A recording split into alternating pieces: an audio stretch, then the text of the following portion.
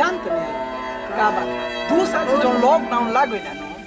मैंने एकदम मेला दशहरा मेला एकदम बेकार हो गई है। साफे बेकार हो गइल बा। जानिला लॉकडाउन लेके आदमी से घिरना करेला। यही कारण बा जे माँ के भी सेवा नहीं हो सकल बा। का चौपट भाई हां का के मीटिंग करत रहा मूर्ति पूजा उठी की सब उठी बैठो ना हुए तो बातें होत रहा। अभी हमने ये बताओ रहे हैं कि 2 साल से तो लॉकडाउन हो जात रहा तो काहे ना हमनी के असो लॉकडाउन से उतना माने वैसन बाना तो काहे ना हमनी के मिलजुल के का वो चौपट भाई मूर्ति रखाई इनकी परी रखाई भैया हे साल रखाई पहले बैठी अपना में सब भाई पहले मशवरा कर हम ये मशवरा हमनी के करत नहीं जा बोलत नहीं जा कि 2 साल से तो देखते रहला और सही लॉकडाउन रहला सरकार भी कहत रहे कि नहीं लगावे के पंडाल उंडाल नहीं मूर्ति नहीं रखे के तो हम सोचनी काहे ना अब की हाली पंडाल रखल जाओ अब बहुत बढ़िया पंडाल एकदम हाँ बृहद पंडाल चंदा एकदम मंगाए ऐसा टारगेट क के बढ़िया लोग से चंदा मंगाए एक बाद हमने के धरी जा क्लास के पंडाल बना के बढ़िया एकदम पंडाल लगे 2 साल से तो एकदम कहानी हमनी के गांव टॉप में आवे के चाहिए बिल्कुल नंबर 1 टॉप हमनी के आवे के चाहिए हासू बनावल जी का भाई हां ठीक रही कैसन अब की कम आज से अब ज्यादा दिन बना आज से काम में लग जाएंगे चलो दम लगा चंदा कटाओ चले काट ले बात ठीक नो हां ए बंदूक भैया भैया कने है कि दुर्गा पूजा के चंदा कटे आइल बन जा हमनी के 2 साल से तो जानते बड़ा लॉकडाउन हो जाता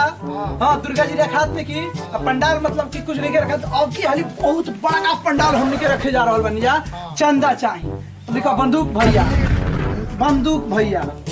हां 5000 का देखी 50 रुपया अगला साल वाला दी है साल अब की बहुत बड़ा रूप से रखल जाता चंदा ठीक नु 50-60 से ना 50-60 से क्या हुई भैया तबली है दूसरी महंगाई कितना बढ़ गई बा देखो 3151 दे दी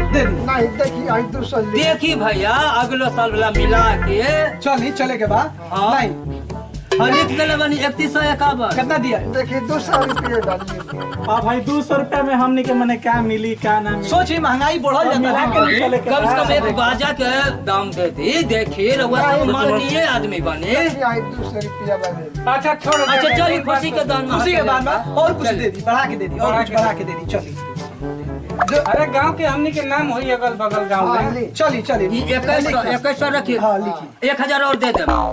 बाकी हां बाकी ठीक बाकी लिखा बाकी चल हां पहुंचा दे प्रणाम भैया ठीक बा प्रणाम भैया ठीक बा बंदूक भैया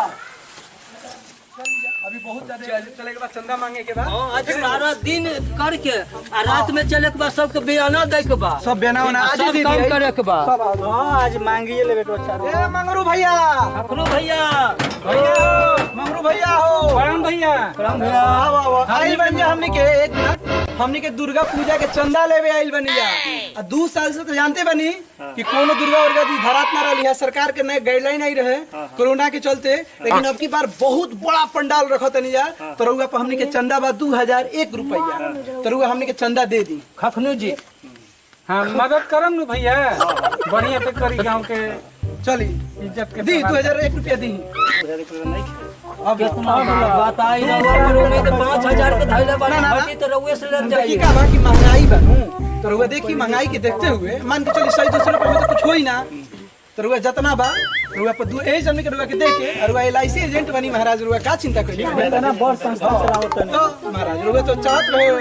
भाई कोरोना के चलते अरे माता रानी माता रानी बढ़ाई है भाई रुआ के अच्छा अभी जोन बा भैया उ दे दी बाद में हमनी के बाकी और पंडाल में चौपा दे सुनी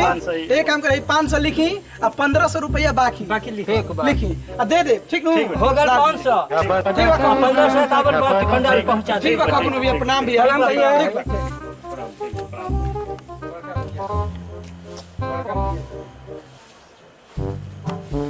राम भैया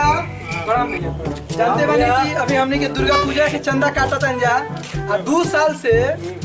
लॉकडाउन के चलते ना बनल है तो साल सोचनी है कि तनी गांव में बहुत बढ़िया पंडाल रखा है आ हमनिए के पंडाल एकदम नंबर 1 होखे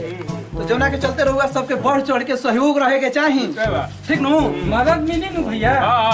तो हमनी के चाहते 10,000 रुपया काटो भैया के नाम नाम बोले नाम निकल लिखी राजू दुबे राजू दुबे जी हाँ राजू दुबे 11,100 ठीक है 11,100 दे दिए कोनो बात नहीं है हाँ अबे हाँ यार रुपया और घटी पर नोट भी लागी तो आप देवर बकाया बन गांव को पूरा काम तो कर निमन तो कर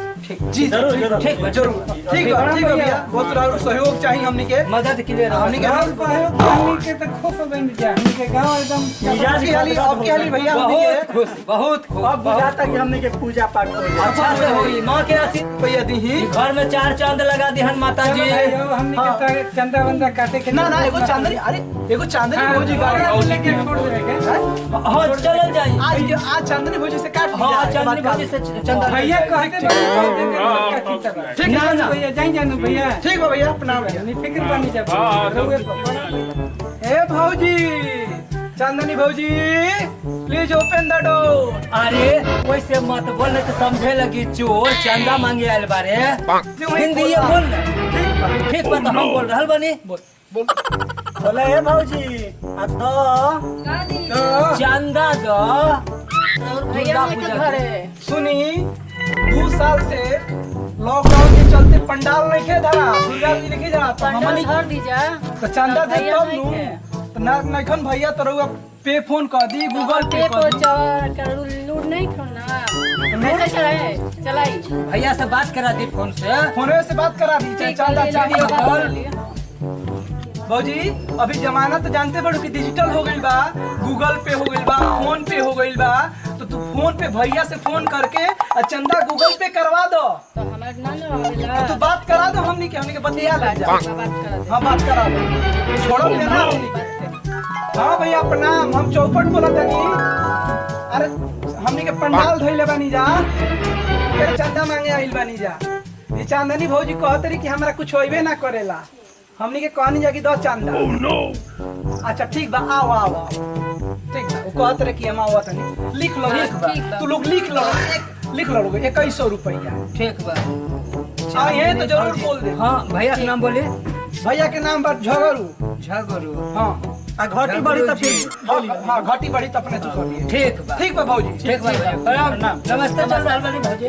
पंडाल हमनी के बहुत बढ़िया रखत जा गांव में हमनिए के पंडाल टॉप करी मेला घूमे आवे के बा ठीक बा प्रसाद लिए के जाए के बा माँ के बिना प्रसाद लेले नहीं खे जाए के एकदम तनी मेकअप संवर के अइह कि तनी हमनी के आंखों सेके के मिली ठीक बा ठीक नो हां ठीक बा वो सब हो जाइए ठीक बा हमनी के तनी देवरो बानी जा तो हमनियो के तनी लह चह ठीके रही भैया के साथे भैया के लिया के आई ठीक बा ठीक बा आ बहिन ओहिन भी है तो उनको के लियो ले आई ठीक बहिन बड़ी नु हाँ हां तो लियो ले आई उनका खर्चा हम नहीं देने से रही